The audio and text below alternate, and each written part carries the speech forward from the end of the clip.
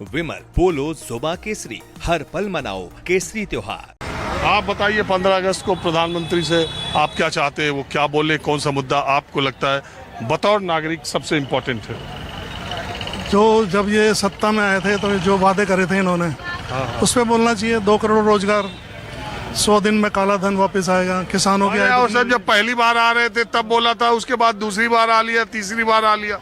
तो आ लिए तो पूरे तो नहीं हुए ना ये वादे। कौन सा वादा पूरा हुआ बताओ?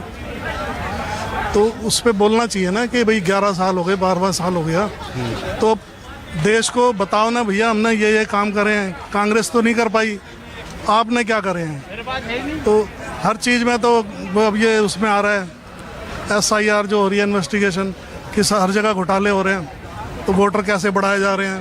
ये 2024 में जब 240 सीटें रह गई तब से इन्होंने ये सब करना चालू कर दिया, तो क्योंकि उन्हें पता लगता है तो राहुल गांधी की भाषा बोल रहे हो।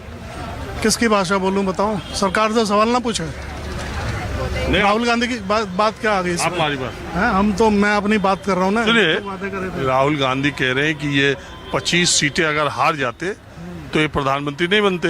वो ये कह रहे हैं 25 सीटें इन्होंने वोट चोरी करके जीत ली। आपको लगता है कि प्रधानमंत्री जो पहली बार जीते, जो दूसरी बार जीते और ये तीसरी बार जीते, तो क्या सब ये वोट के हेरफेर से जीत रहे हैं या जनता ने उन्हें जिताया? क्योंकि देखो, अगर आप तो उत्तर प्रदेश में क्या वोट चोरी हुई, किसी ने सोचा नहीं था। 43 सीटें इंडिया गठबंधन के। मैं ये नहीं कह रहा हूँ कि देश के सारे वोटर लिस्ट दुरुस्त है, वोटर लिस्ट में बहुत खामियां हैं, SIR में भी बहुत खामियां हैं। मैं खुद गया था तो मैं कह सकता हूँ, जमीन पर देखा। हाँ, तो मैं वही तो बता रहा हूँ, ये लोकसभा के चुनाव 2024 में जब ये 240 सीटें आ गई ना, उसके बाद इन्होंने ये सब करना उसके बाद से शुरू किया गेम। आपको ऐसा लगता है? महाराष्ट्र में, हरियाणा में, दिल्ली में, ये हर जगह हुआ है।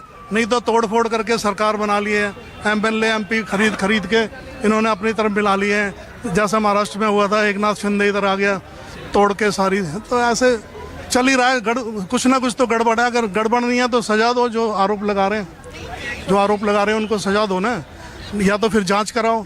या इलेक्शन कमीशन के ऊपर जब बात आती है तो बीजेपी वाले ही क्यों बोलते हैं सारे?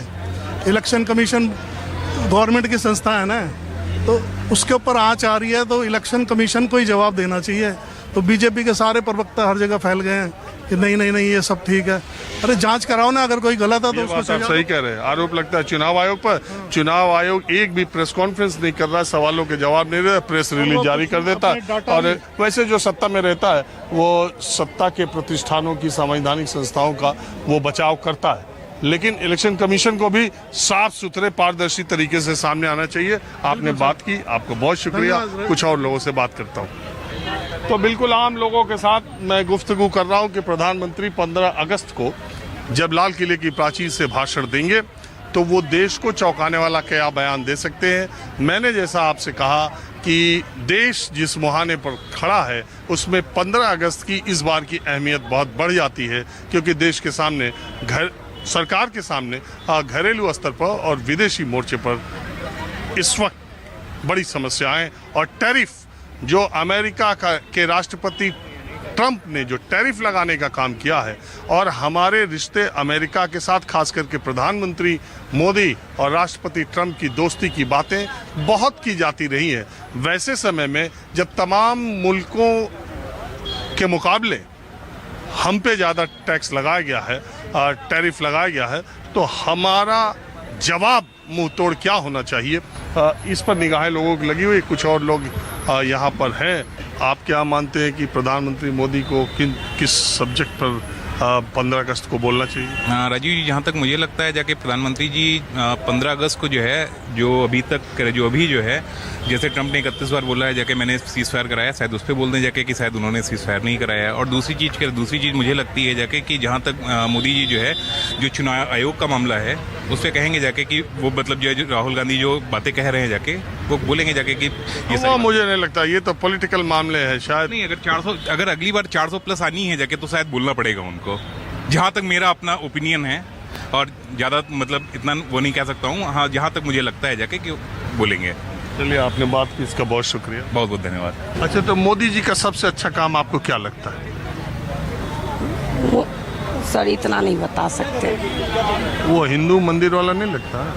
वो तो लगता है मंदिर वाला तो है ही, वो तो धार्मिक क्षेत्र में भी मोदी सरकार, लेकिन ये भी है कि खुद ही सब जगह घूम रहे हैं, हम लोग के लिए कुछ कर ही नहीं रहे हैं। देश विदेश सब जगह मोदी सरकार खुद ही घूमते हैं, हम लोग के गरीब आदमी के लिए क्या है, कुछ भी नहीं अरे अभी तक कह रही थी कि मोदी सरकार है। मोदी सरकार बहुत अच्छे सरकार है, लेकिन खुद ही घूम रहे हैं। जी खुद ही घूम रहे हैं।